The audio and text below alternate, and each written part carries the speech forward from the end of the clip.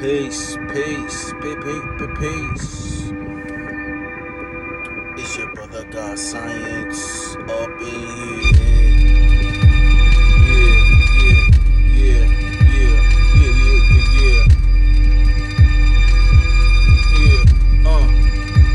Here we go. Look, I can't rap. Fuck with them beats though.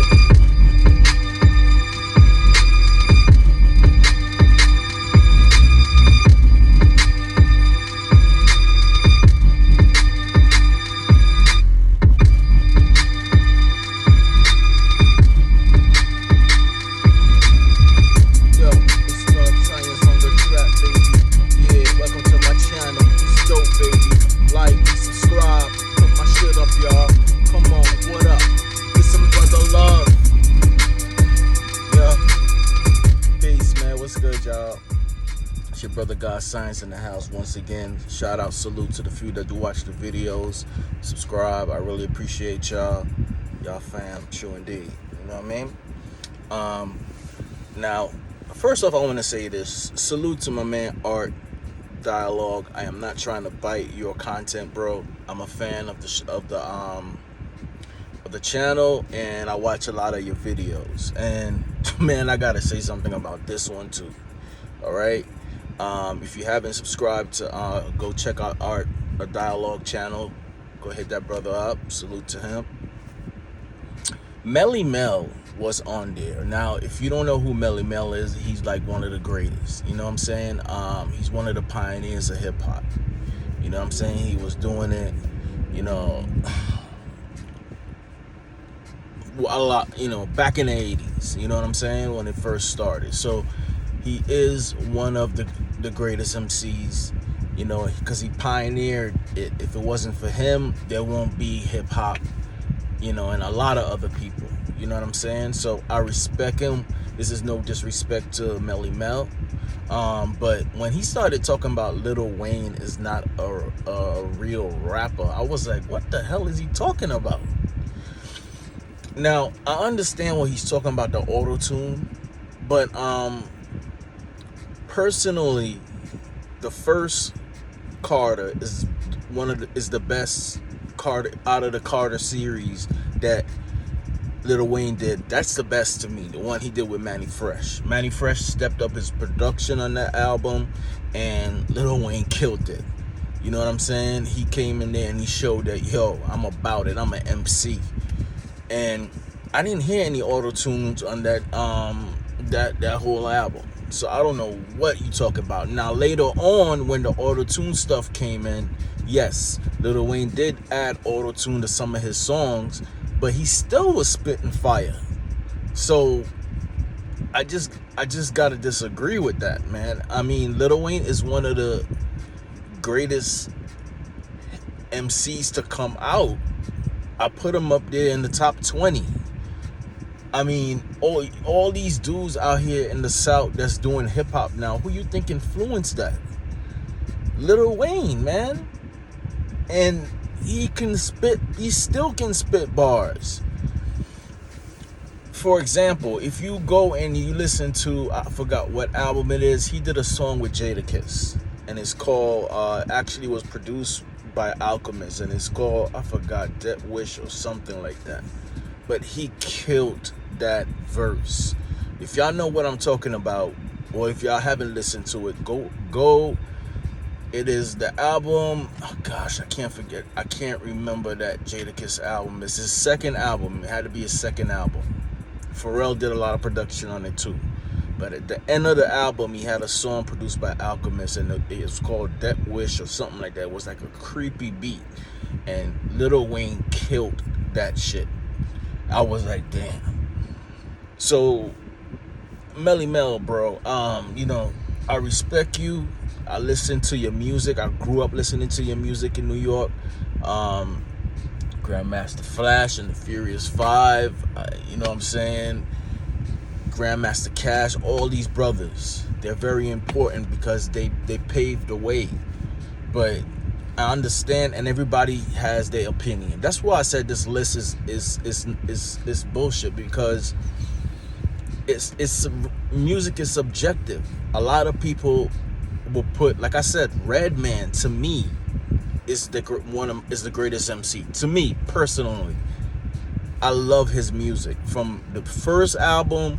Now he had some duds after Muddy Waters, Doc's the Name. After Doc's the Name, the other album was a little bit, but it was still good. It was still quality. But to me, he's one of the greatest. If you say who's your best favorite rapper, I would say Redman. Now a lot of people will shit on that and be like, what? Nah, and then they'll pull out, Rakim or Nas or Jay. So, and I get it, but it's so hard to say who is the, number one MC, because MCs are good in different things. KRS-One, I mean, look at KRS-One. He's one of the greatest.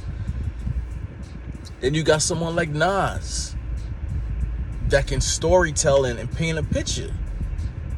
Then you got someone like Lil Wayne, do the same thing, that can bars for days. Then you got Jay. He talk about hustling and stuff, but he puts it in a way that it's like, and then you're not writing this shit down? Come on. So it's so much great MCs out there, but to say that, Lil Wayne is not a real rapper, go back in time a little bit, Melly Mel, and listen to like his first album, the first Carter that was done by Manny Fresh. I think this was the last time they worked together, and Manny Fresh came with it on that. I still listen to that album to this day. Man, I Miss My Dog. That song,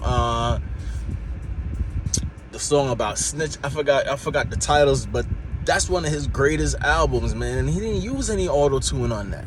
It was straight lyrics. It was straight bars, straight darts. So I don't agree with that at all. He is one of the greatest MCs to come out, and he's very influential. All that shit you see coming out the South, those brothers got a little bit of inspiration from Lil Wayne. You go ask them. I bet you they'll tell you. And if they say no, they lying. They straight up lying. Because he held down Cash Money when everybody was leaving. When BG was another one of my favorite MCs. He wasn't the best boss spitter, but you can tell his authentic. He was authentic. You can tell he was a real dude, just like Crunchy Black from 3-6 Mafia. He wasn't the best lyrical spitter, but you can tell he was authentic. He was real. That was a real dude spitting.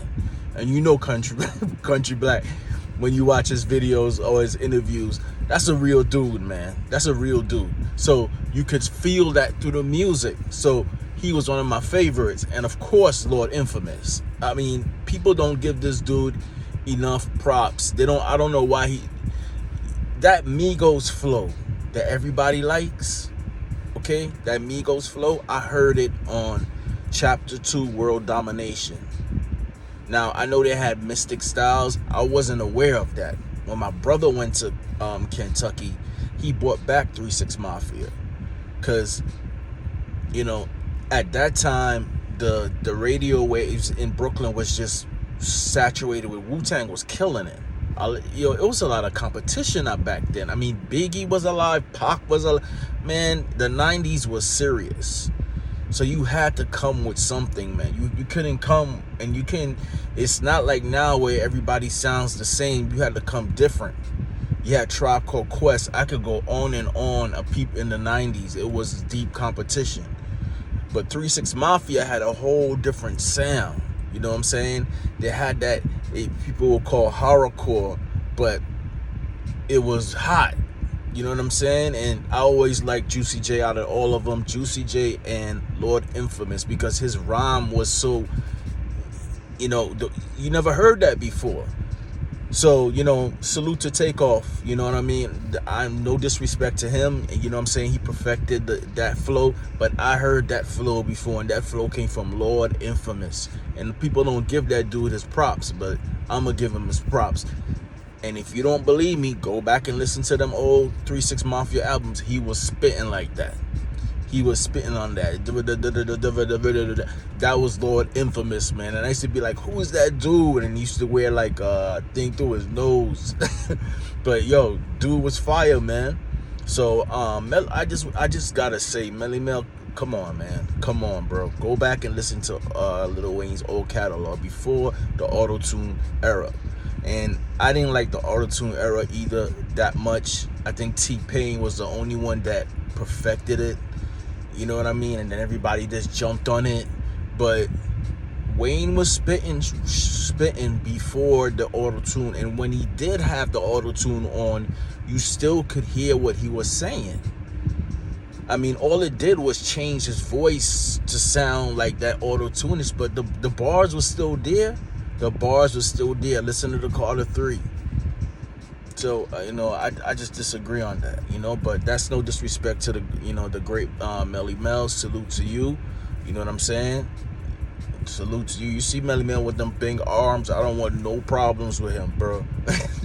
But seriously, it's no disrespect. It's just my opinion, man. You can't say Lil Wayne is not an MC, man. It's like, when I was watching that, I was like, what? Anyway, y'all leave your comments. What y'all think, man? Y'all think Lil Wayne is not an MC? Really? Maybe it's just me. You know what I'm saying? Maybe it's just me. And I do, respond to my, when y'all leave comments. I appreciate it for even taking your time to do it, even if it's positive or negative. And the brother that talked about, New Yorkers calling, Southerners Bammers and stuff like that. Yeah, there was stuff like that going on. But it was also vice versa. I remember when I first came down here in 1991 too. I was getting laughed at because I was wearing Air Force Ones, bro. All right. Now y'all might think that's crazy, but when I came to Orlando in 91, me and my brother had the Air Force Ones, not the one with the strap around, the first ones with the strap hanging on the back, because we was rocking those back then. I was getting laughed at for those, rocking Timberlands. All right, so yes, there was a lot of New Yorkers that was cocky because in New York things move faster, the style was more up. You know what I'm saying? The style in New York and LA, that's big cities, so it'll move faster and they'll be more up on things. Where down south, it was a little bit slower. You know what I'm saying? Not mentally, but just style-wise, like music-wise. A lot of stuff didn't reach here till, after through New York or whatever. And then a lot of New Yorkers is, like I said, arrogant. I'm not even gonna front. But me, I never was on that. I was never on that. I was made fun of how I speak. I didn't have that country slang. So it works both ways, bro. All right? Yeah, they were calling y'all BAMs and stuff, but y'all was also doing the same thing. And it's what black people do. We don't try to, unite with each other. And that's what I grew up. That's how my dad grew me up. But that's looked as a weakness to other brothers. And then they ain't on that. You know what I'm saying? A black man can't stand another black man. And they'll find anything they can find. If you talk different, or he's trying to talk white. Yeah, that's what they used to tell me. I'm trying to talk white. I'm like, because I'm sounding educated. I don't get it. But you're right. We was going at each other. And it's just a pure example of black people just can't stand black people. And this shit needs to stop. I don't think it ever will. Because just like how that brother left that comment, like you can, what I told you. Somebody gonna leave another hateful comment off again. Because we just can't stand to see another black face. This is how it is. They did a number on us. Some of us, grew up more high conscious. It's levels to this shit. And when you start getting knowledge yourself, going at another brother, it doesn't add up. It's not right and exact. That's what I was taught. And I rolled with that. You know what I mean? I didn't receive that. Like I said, there were fights in school. I remember in high school, there was the dudes from the South want to fight the dudes from up north because we used to hang together. You know, you New Yorkers used to move down, and for some way or another, New Yorkers would find other New Yorkers, and they would just hook up. And there wasn't no disrespect or anything, but they ain't like that shit. You know, y'all wearing timber, y'all wearing work boots, and it's funny how I used to be teased about Air Force Ones. Now everybody wearing that shit. And I be telling my son all these stories, and he be like, he be freaking out for it. Even Vans. He think Vans is something new. We was rocking that back in 90, 91, 92 when De La Soul came out with that. I'm like, yo. Anyway, man, y'all stay safe out there, man. Thank you guys for watching if you made it this far. That Lil Wayne not being an MC, nah, not me. I mean, you know, Melly Mel is one of the pioneers, but it doesn't mean that all his opinions I agree with. And that one, hell no. Come on, bro. Nah. Lil Wayne is up there. Alright? Peace.